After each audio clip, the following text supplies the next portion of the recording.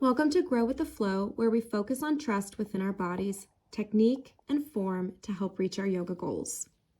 Today, I'll be showing you the foundations for your basic vinyasa flow. These adjustments will help you from slipping in your down dog, help you avoid and alleviate back pain, and help your practice feel more stable with much smoother transitions. Let's get started at the top of the mat in mountain pose.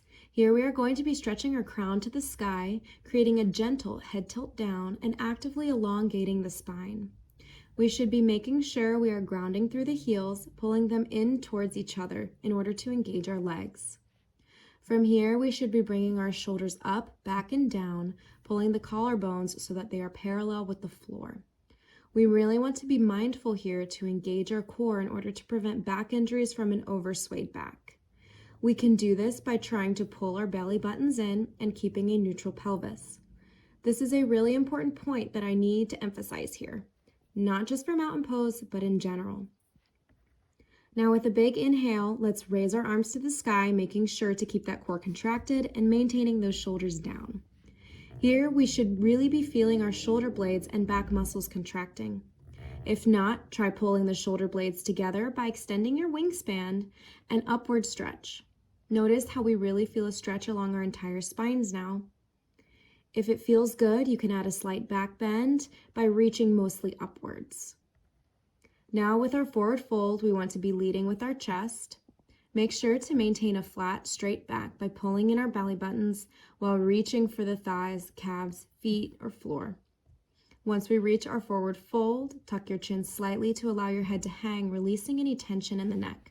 We should be bending our knees as much as needed for support to really feel that release. Try bending the knees and straightening them to see what feels good. When we halfway lift, we want to make sure that we are using our hands as leverage to push our chest forward and parallel to the ground. Try doing this with the hands externally rotated and the elbows pulled inwards. Do this a couple of times and really notice the difference in how much you can stretch your spine. On our next exhale, release back down to forward fold again. As we plant our hands down in preparation for plank, we need to be externally rotating those hands again and maintain a micro bend in the elbows as we step back. If we are hopping, we need to be sure that our core and glutes are contracted so that they stay low to the ground to avoid injury. We always hear to stack your joints here or to shift your weight, but how exactly do we do this?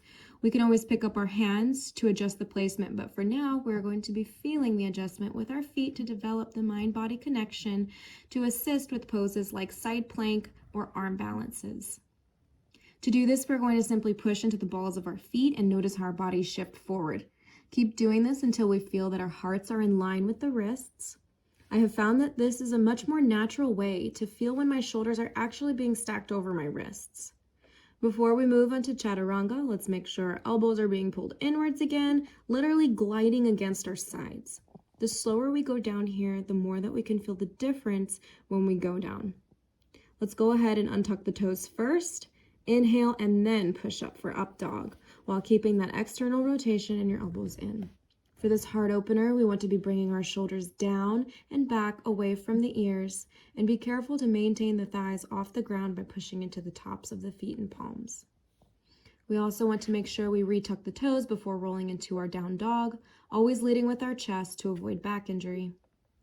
We can stabilize our dogs here by being mindful to maintain that external rotation again and keeping our elbows tucked in towards the midline with a micro bend in the elbows. We want to also aim our chest towards the earth. I find yearning my heart down significantly helps decompressing my spine. I want us to also play around with that weight shift here again, like we did in plank. Let's also try shortening and widening our dogs to find what feels secure. Now let's look up between our hands and step forward. Let's go ahead and put everything together now, taking one breath per movement to really practice these changes and feel the difference in your basic flow. Inhale, rise, stretch up all the way. Exhale, dive down. Inhale, push up halfway lift. Exhale, back down and plant the hands. Step or hop back to plank. Inhale and exhale down for chaturanga. Untuck the toes and inhale, pushing into the tops of the feet and palms for up dog. Exhale to roll down into your down dog.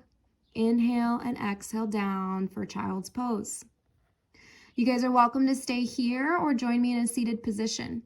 Thank you so much for watching. I hope this video helps you troubleshoot what doesn't feel right, avoid injuries, avoid back pain, and build a stronger base for your practice. The light in me sees and honors the light in each of you. Namaste, grow with the flogies.